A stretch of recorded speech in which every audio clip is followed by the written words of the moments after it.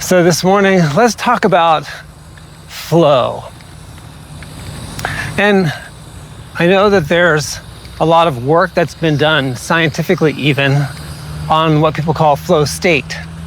Certain state that many times athletes talk about getting into, or sometimes high-performing business people talk about getting into a state of flow. And I don't want to talk about that specifically. I think there's so much great information out there about that already. I want to talk about being in the flow of the rhythm of your life. Life moves in rhythms. It's not always the same.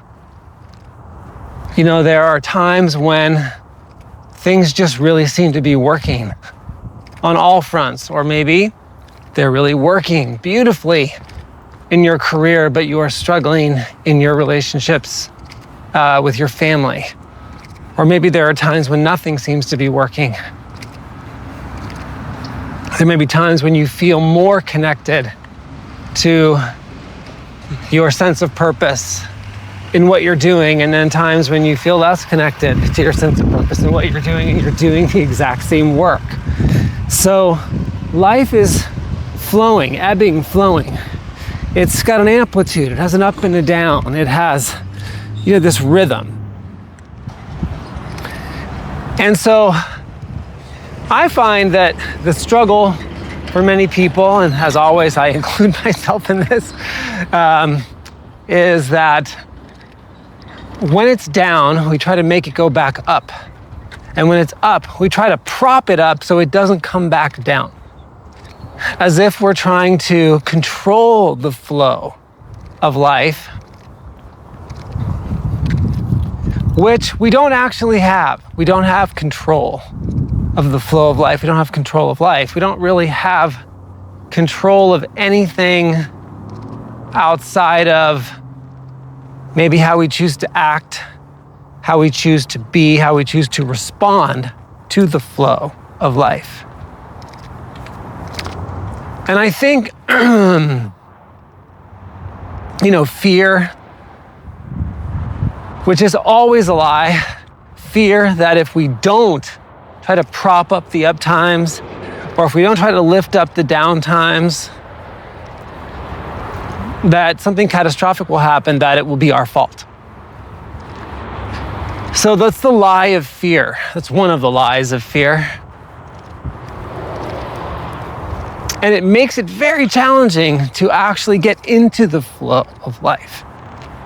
Because the river is going where it's going. And it's going there at the rhythm and speed at which it's going. So I think when you try to move the river, when you try to prop up the down times or hold up the up times, you actually burn energy and attention on things that make no real difference. And you degrade your experience of being held in the flow of life. You can't have life without up and down. You can't have human life without that. So I think a great practice for all of us in terms of this subject of flow is to embrace everything that's coming at us as a proper gift of the river. Which doesn't mean we don't act to accomplish what we want. It doesn't mean we don't respond. It doesn't mean any of those things. It just means always embracing that the river has its own flow that we don't control, and keeping our attention on the things we do control, like our action, like our way of being, like the stories or meanings or frames of reference that we are engaging with as we engage with life. Like life is for me or life is against me. Like I am unsafe versus I am held in the arms of the Creator. These are the things we have control over as we respond to the flows of life. So I'm taking on practicing, especially in the quote unquote downtimes, when things maybe are not going the way I want them to, including when I, am feeling something internally that I don't like, or when I feel disconnected and I don't like the disconnection and I try to fight the disconnection, I'm really taking on embracing the many gifts of life, the many ebbs and flows of life, and staying in that relationship with the flow of life, with God, that everything in my experience is the right gift for the moment. So I'm practicing that. That puts me in the flow. I'm giving up, and over again, giving up and giving up the need to control the actions that look like control that aren't control. Actions like tensing, right? Like when you're in traffic and you squeeze the steering wheel, or you tap your foot, or you scream and you look to see what's going on.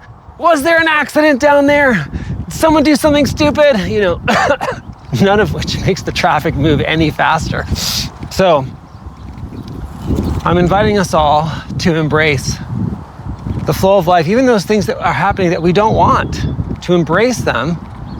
And inside of that embrace, to find our right relationship with life and put our attention on what we can control, our actions, our context, our ways of being, and to let go of what we can't control, like the thoughts and actions of other people. Can we influence them? 100%. We can have some amount of influence, but we cannot control those things. So, being in the flow of life makes you more available to be yourself, to experience your full power. And I would love to see your full power unleashed on this world. So I'm inviting you to practice being in that flow, giving up control, staying in that right relationship. Thank you for listening. Have a glorious day.